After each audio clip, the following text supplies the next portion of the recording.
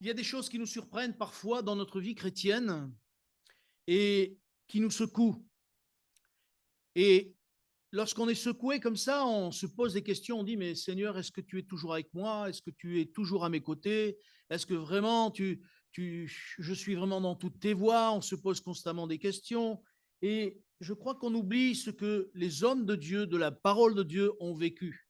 Et lorsqu'on réalise un petit peu ce qu'ils ont vécu, on se rend compte que Dieu a des chemins pour chacun d'entre nous qui sont complètement différents. Puisque les uns vont passer d'une manière, les autres d'une autre, les autres vont se convertir, et ils étaient des enfants de chrétiens, d'autres vont se convertir alors que c'était j'allais dire, des bandits notoires peut-être. Moi, j'en connais un ou deux qui ont été des bandits notoires et que Dieu a touché dans leur cœur et qui sont devenus des chrétiens extraordinaires. Donc, Dieu a des chemins totalement différents. Et de la même manière que Dieu nous attire à lui, alors que nous sommes de différents endroits, différents lieux, de la même manière, nos vies sont des fois bousculées. Non seulement nos vies, mais aussi nos familles.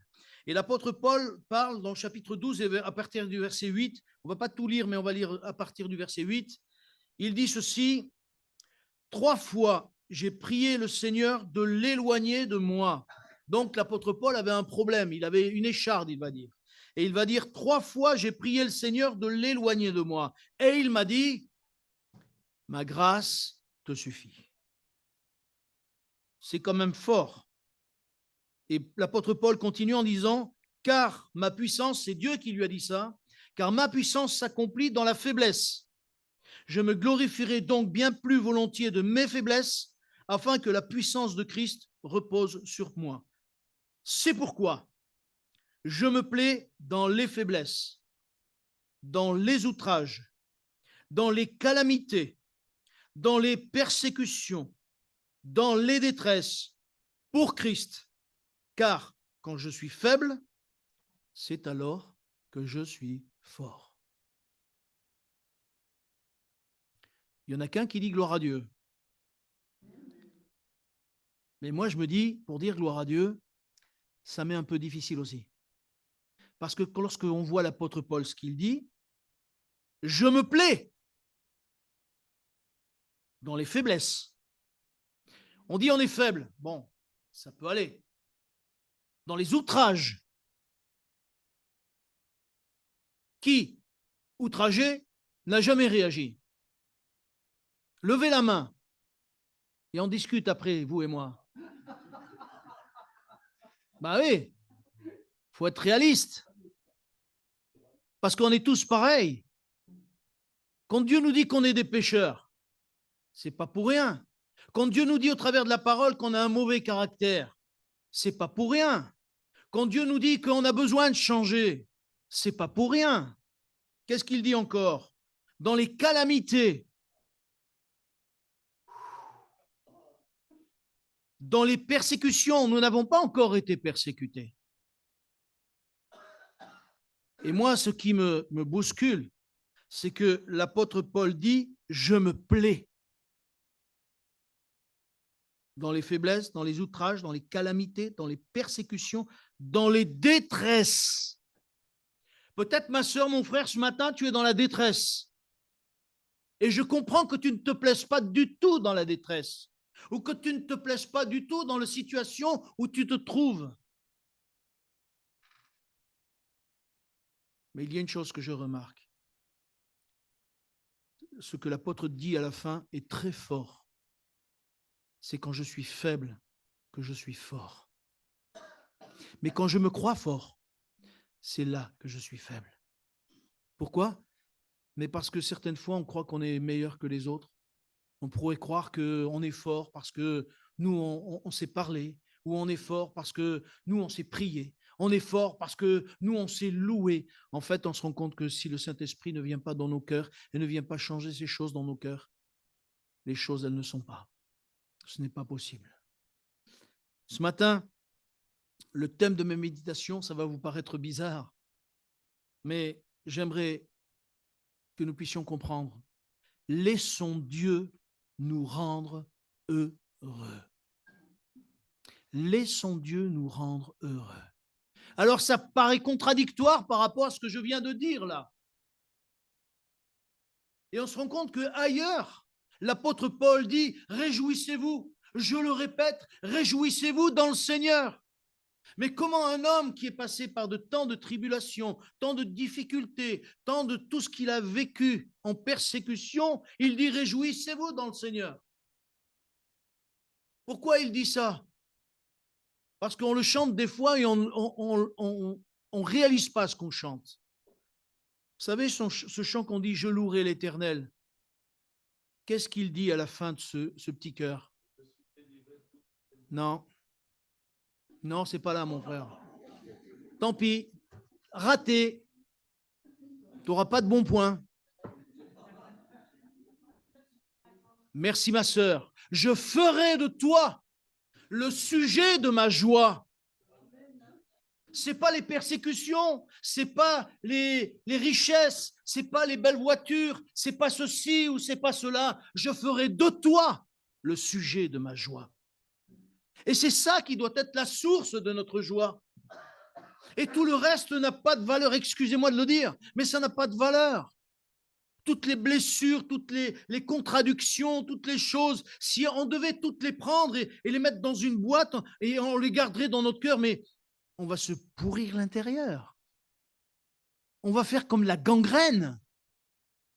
Et la gangrène, vous savez, ça monte petit à petit. Et si on laisse à l'intérieur de nos cœurs et à l'intérieur de nos vies cette gangrène qui est là, un jour nous n'arriverons même plus à prier, nous n'arriverons même plus à louer. Mais si je fais de Jésus le sujet de ma joie, alors je pourrai toujours élever ma voix pour dire « Je te loue parce que je suis sauvé. Je te loue parce que je sais que tu es mon Dieu. Je te loue parce que au-delà de toute chose, ce n'est pas ça l'important. L'important, c'est que moi, j'ai ma communion avec toi. » J'ai eu M. Bruce au téléphone. Vous vous rappelez de M. Bruce pour les plus anciens? Il a, comment dire, il a du mal à respirer. Il a les poumons qui sont infectés. Il dit, j'ai jamais fumé de ma vie et j'ai les poumons d'un fumeur. Allez comprendre, il me dit. Allez comprendre, j'ai jamais fumé de ma vie. Il dit, même avant, quand j'étais pas encore, bien qu'il a donné son cœur au Seigneur très jeune, donc encore plus, il a travaillé pour le Seigneur comme, je peux vous dire qu'il a travaillé pour le Seigneur et des nuits blanches, il en a passé des nuits blanches à l'imprimerie, pour ceux qui connaissent. Parce que l'imprimerie, c'est Dieu qui lui a donné de monter l'imprimerie qui aujourd'hui vient Zévois. D'accord? Et c'est un frère qui a travaillé pour le Seigneur vraiment. Et il me disait, j'ai les poumons, je suis obligé d'avoir toute la journée le tuyau avec la bouteille. Tellement je ne peux pas respirer.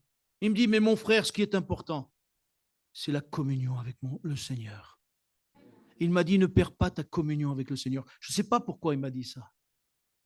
Mais ça m'a touché au fond de mon cœur qu'il me dise ça. Mon frère, ne perds pas ta communion avec le Seigneur. Et je me suis dit, Seigneur, même dans son état, il dit, le reste, ce n'est pas important. Ça a retenti dans mes oreilles. Ce qui est important, c'est d'avoir sa relation. Il me dit aujourd'hui, il y a tout et n'importe quoi qui se passe. Alors je sais, j'entends, je ne suis pas sourd. Hein. De partout, les gens disent qu'ils ont la foi, mais c'est une foi qui est comme ça. Vous savez, comme les vagues. Un coup c'est haut, un coup c'est bas, et quand le moment vient de la difficulté, il n'y a plus personne. L'important, c'est notre communion avec Dieu. C'est ça qui va faire que dans les moments où je suis faible, c'est là où je vais être fort. Non pas de mes propres forces, mais parce que le Saint-Esprit qui est en moi, le Seigneur va me donner du courage, va me donner de la force, va me donner tout ce dont j'ai besoin dans ces moments terribles et délicats. Parce que nous passons tous des moments où notre foi va être attaquée d'une certaine manière et nous allons être là, plus savoir si vraiment, Seigneur, mais qu'est-ce qui se passe? Mon espérance est en toi. Ma joie est en toi. Tu es, Seigneur Jésus, la source de ma joie. Si Jésus n'est pas la source de ma joie, je peux vous dire que ce matin, je n'ai pas envie de prêcher. Eh oui, parce que c'est Jésus la source de ma joie, c'est personne d'autre.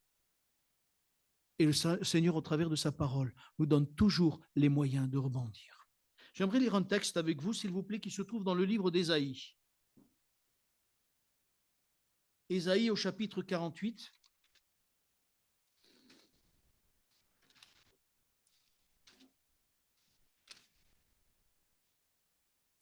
et à partir du verset 17.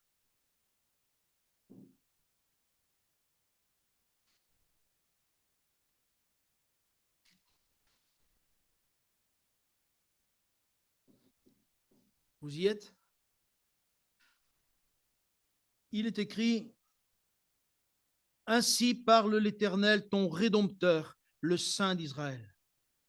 Moi, l'Éternel, ton Dieu, je t'instruis pour ton bien.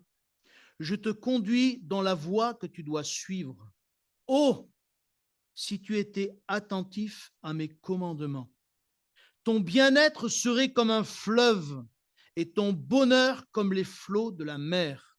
Ta postérité serait comme le sable et les fruits de tes entrailles comme le grain de sable.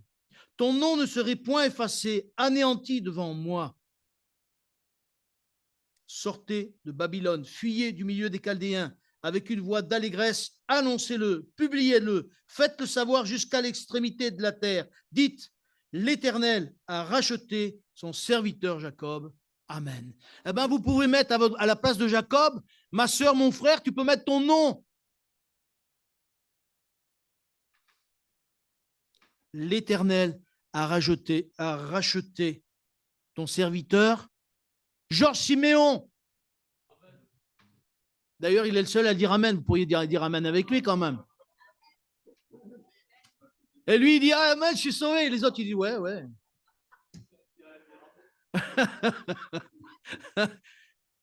Mais on peut mettre son nom chacun en particulier. Mais Dieu dit quelque chose. Oh, si tu étais attentif à mes commandements. Mes frères et sœurs, nous sommes dans des temps où nous avons vraiment besoin de revenir à la parole de Dieu. Vraiment dans des temps où cette parole doit être vraiment la précieuse à nos yeux et à notre cœur. Parce que aujourd'hui, j'en parlais un petit peu avec le frère Bruce et il disait qu'il y a tout et n'importe quoi. Je ne vais pas rentrer dans les détails, mais le peu qu'il m'a dit, il m'a parlé très peu de certaines choses et ça m'a interpellé. J'ai dit, Seigneur, aide-moi à prêcher la parole. La parole. Quand Dieu dit, soyez attentifs, oh, si tu étais attentif à mes commandements, ton bien-être serait comme un fleuve. Et écoutez bien, et ton bonheur comme les flots de la mer. Dieu veut nous rendre heureux. Dieu veut nous remplir de son esprit. Et ce n'est pas ce monde qui va nous réjouir, ce n'est pas nos activités qui vont nous réjouir, ce n'est pas tout ce que nous pouvons vivre de droite et de gauche, où il y en a qui sont heureux que pendant les réunions parce qu'on chante, on saute, et là, et quand on les sort de leur contexte, 2 jours après dans la semaine, on leur dit comment ça va. Il dit, oh, c'est difficile. Ben, je croyais que c'était Alléluia, tout va bien, tout va bien. Mais Alléluia, tout va bien quand dans notre cœur, ça va bien. Parce qu'on a beau sauter, on a beau chanter, on a beau faire ce qu'on veut.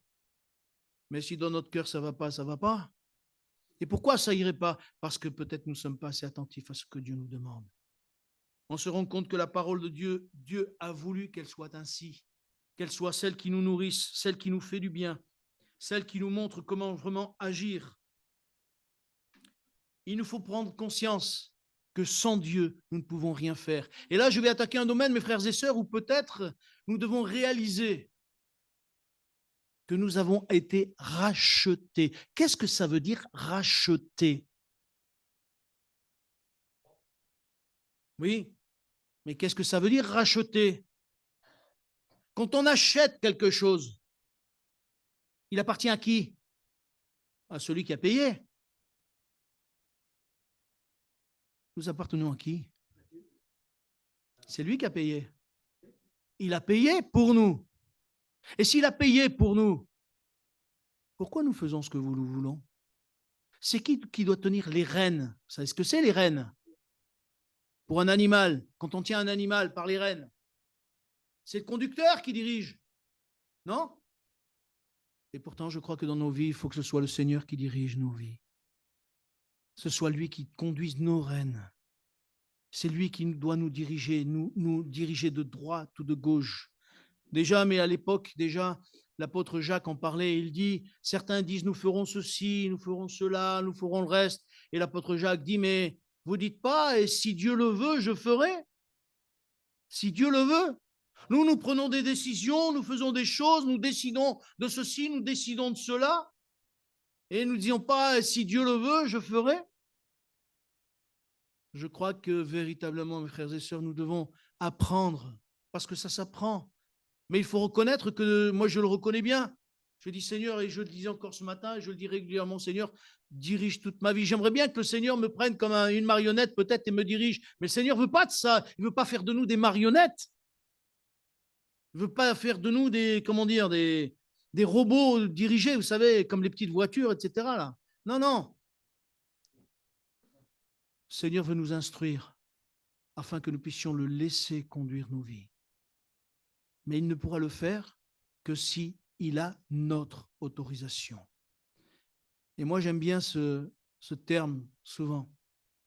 Sans notre autorisation, le Seigneur ne le fera pas. Sans notre autorisation, il ne prendra pas les rênes de nos vies. Hier, nous avions le mariage de Anaïs et de Francky. Vous savez qui c'est Anaïs Avetan? Très bien, le prédicateur aussi, très bien. C'était un frère qui n'était pas le frère de l'église, mais un autre frère d'une autre église. Très bon prédicateur. Et il a dit ceci, c'est que, et j'adhère complètement, il a dit à ce couple, il leur a dit, mais il faut que vous laissiez Dieu diriger vos vies. Parce que si Dieu ne dirige pas vos vies, ben, ça ira, mais ça ira plus ou moins. Et c'est ça, il n'a pas dit comme ça, mais moi je l'ai compris comme ça en tout cas. Mes frères et sœurs, dans nos vies personnelles, si même nous voulons que nos couples marchent comme Dieu le veut, si nous voulons même que nos vies personnelles puissent marcher à la hauteur de ce que Dieu veut, parce que vous savez que Dieu a des plans pour nous, je ne sais combien de fois on l'a dit, mais Dieu a des plans préparés d'avance pour nous. Mais le problème, c'est que nous ne rentrons pas toujours dans ses plans. Et Dieu voudrait que réellement nous puissions lui dire, Seigneur, prends tout. Prends tout, dirige ma vie, c'est toi qui conduis la voiture. Parce que les rênes, aujourd'hui, ça ne veut plus rien dire, mais celui qui conduit le volant, la voiture, c'est Dieu. Vous avez déjà conduit une voiture automatique? Oui? Pourquoi je parle de ça? Parce que hier, je parlais avec une sœur et je lui parlais de la voiture automatique. Elle dit, oh là là, moi non, je ne conduis pas les voitures automatiques. Je dis, ah bon, pourquoi? Elle dit, je ne contrôle rien. Je ne contrôle rien. Et moi, quand je ne contrôle pas, ben, je ne prends pas. Et là, j'ai réalisé que dans notre vie, c'est pareil. On aime tout contrôler. Il faut que je sache ce que je fais. Je veux savoir pourquoi Dieu fait ça, pourquoi Dieu me conduit comme ça. Je veux savoir. Est-ce que c'est ça la foi? Jésus disait à Pierre, un jour, tu étendras tes mains. Quelqu'un d'autre te mettra la ceinture et te mènera où tu ne voudras pas. Vous aimeriez être conduit là où vous ne voulez pas? Là, il y a même Georges, il ne dit pas amen, vous voyez? Même Georges, il ne dit pas amen. Parce qu'on est tous pareils.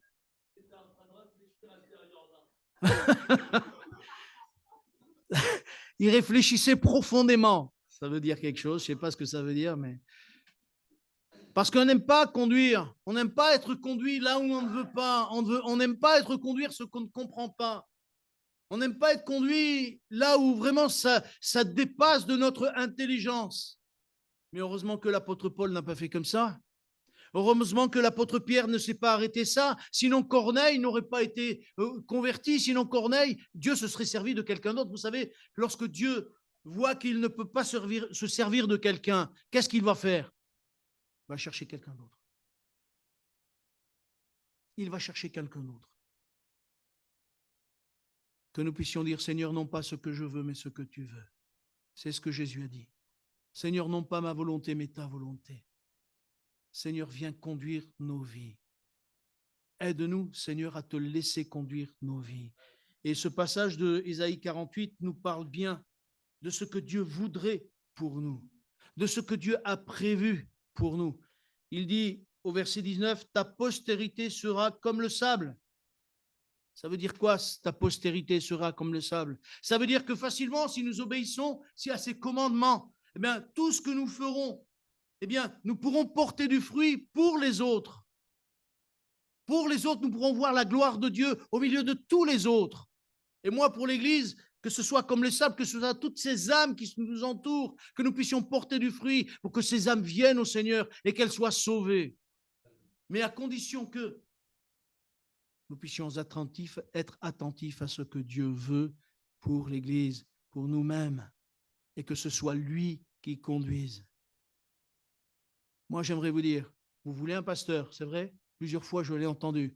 Vous voulez un pasteur? Oui? Ne dites pas non. Ah bon, parce qu'il n'y a personne qui dit oui. Je dis, vous voulez un pasteur, personne ne répond. Vous voulez un pasteur? Alors priez pour que ce soit celui que Dieu a décidé. Priez pour cela.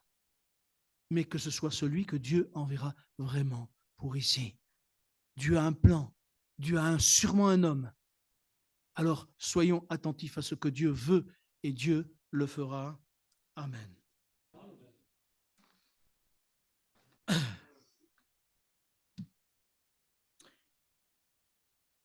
Notre foi.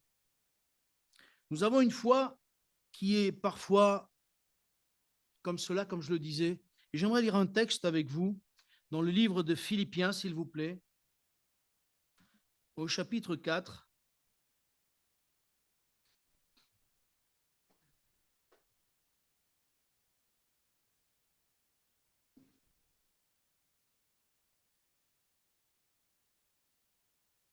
Et à partir du verset, juste le verset 19.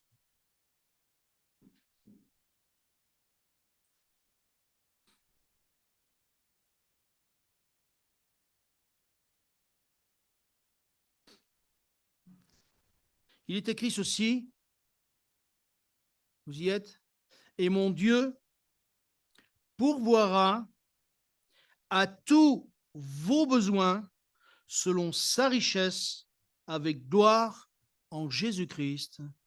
Amen. Est-ce que vous croyez à cette parole? Il est dit, et mon Dieu pourvoira à tous vos besoins selon sa richesse. Hier, le frère qui prêchait a dit ceci. Il disait justement que souvent, nous ne réalisons pas que Dieu a pour nous des choses et nous passons à côté parce que nous prenons les choses en main nous-mêmes. Et ce frère disait, voilà, j'ai ma voiture qui est tombée en panne. Je l'emmène chez le garagiste. Il me dit, ta voiture, mon pauvre, elle est morte, archi morte. Alors sors-toi les sous du porte-monnaie et va t'acheter une voiture. Et il a dit, mais moi, je n'ai jamais acheté une voiture.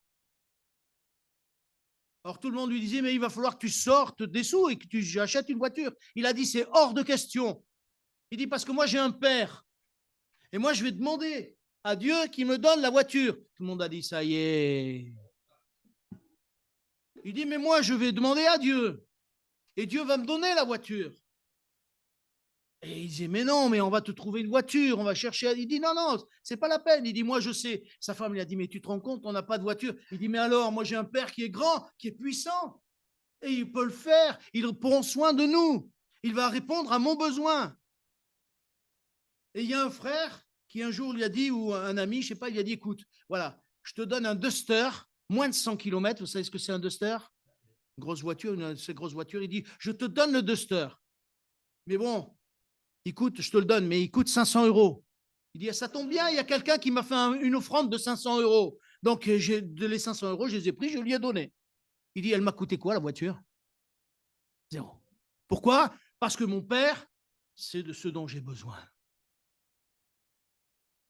Nous commençons à sortir le porte-monnaie et on prie après. Bien peut-être qu'avant de demander ou de chercher, peut-être qu'il faudrait demander au Seigneur, Seigneur, voilà, j'ai besoin. Donne-moi, Seigneur. Vous croyez que ça peut arriver, ça, pour vous? Vous croyez que vous pouvez le mettre à l'épreuve? Ouais? Alors mettez-le à l'épreuve. Parce que le Seigneur est celui qui veut donner et qui veut donner. Nous avons un Père extraordinaire. Et nous ne réalisons pas toujours, parce que comme je le disais tout à l'heure, Nous passons par les épreuves, nous passons par les difficultés et nous croyons que si Dieu permet les difficultés, on ne comprend pas pourquoi et on est presque à se révolter au lieu de dire « ma grâce te suffit ». Si Dieu me dit « ma grâce te suffit », est-ce que je l'accepte? Est-ce que...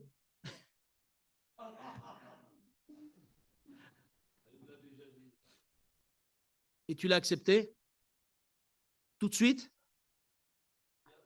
Ah, merci. Tu as mis un moment. On est tous pareils, Georges. Ce n'est pas une critique, mon frère. Ben oui, mais comme pour tous, quand Dieu nous dit « ma grâce te suffit », nous avons du mal avec ça. « Ma grâce te suffit ».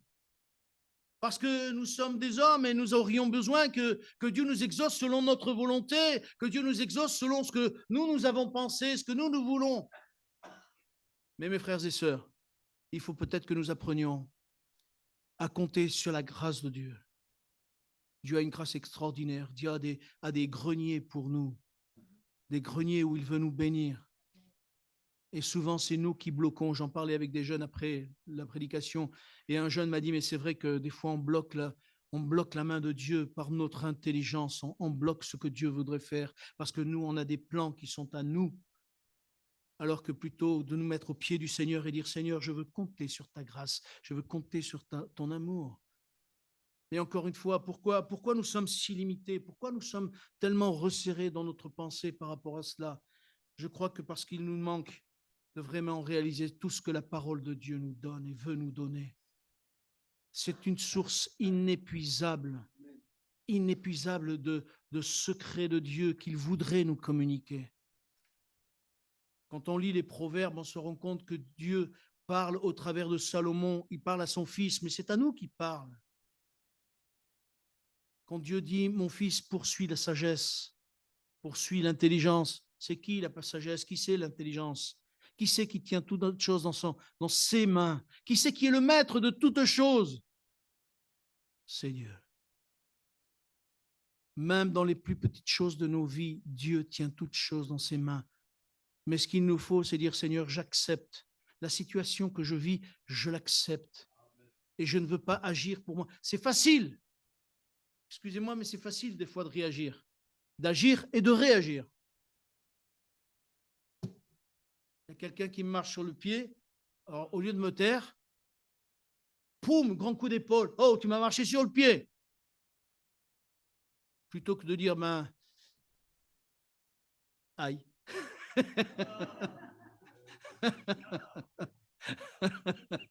Tu me l'as enlevé de la bouche. Eh oui. Pourquoi? Parce que notre nature est encore là.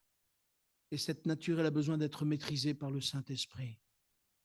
Ce cher Saint-Esprit que le Seigneur nous a donné, afin que nous puissions grandir, que nous puissions progresser, afin que nous puissions être à l'image de celui qui nous a tant aimés, Jésus-Christ. Ce monde a besoin de voir l'image de Jésus-Christ dans nos vies. Et j'y reviendrai régulièrement sur l'image de Jésus-Christ. Nous avons besoin de changer. Nous avons besoin d'être changés, transformés. Nous avons besoin de nous plier à ce que le Seigneur veut. Nous avons besoin que le Seigneur dirige nos vies, conduise nos vies, comme lui le veut, comme lui le désire. Et je crois que chaque fois que nous rebellons, chaque fois que nous disons au Seigneur, mais pourquoi, mais pas d'une manière apaisée. Déjà, la paix ne vient pas dans nos cœurs. Et nous avons besoin de la paix. Et plutôt que nous rebeller, demandons au Seigneur, Seigneur, donne-moi ta paix, celle qui surpasse toute intelligence. Comment les disciples ont pu gagner tout le bassin méditerranéen? Qu'est-ce qui a fait qu'ils ont pu vraiment proclamer l'évangile de partout?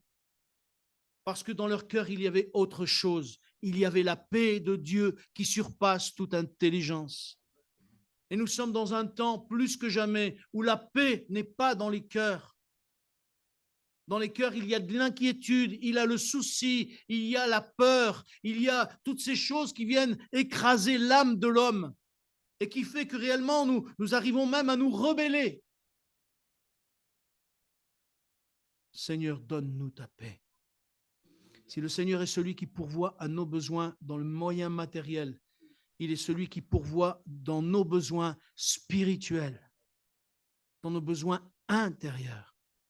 Et là, j'aimerais peut-être ouvrir une parenthèse. Il me vient tout de suite une pensée. Mon frère, ma sœur, si tu dois t'engager dans une voie, mais que tu n'as pas la paix, pose-toi la question si c'est vraiment la volonté de Dieu. Parce que quand on a la paix, Dieu nous accompagne et ouvre les portes là où on ne s'imagine même pas. Là où on ne s'imagine même pas. Et c'est pour ça que j'aimerais vous dire, recevons la paix du Seigneur ce matin. Il veut la donner, c'est à nous de la prendre, c'est à nous de la saisir.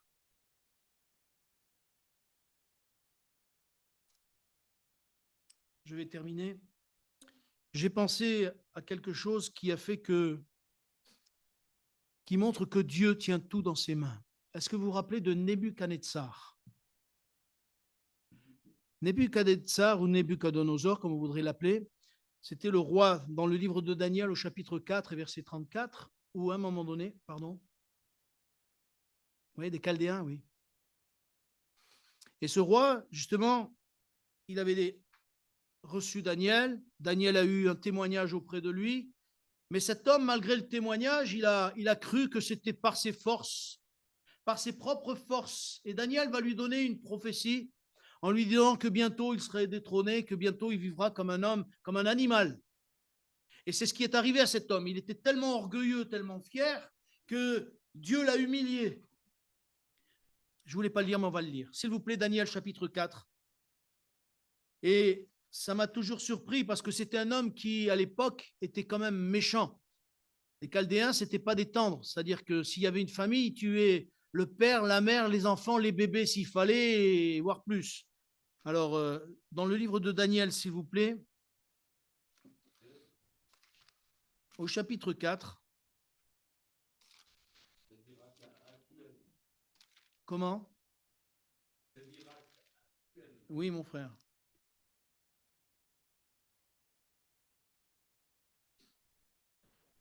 Ce roi va dire quelque chose d'extraordinaire. Il a vécu des moments terribles où il a dû se rendre compte dans quel état il était tombé.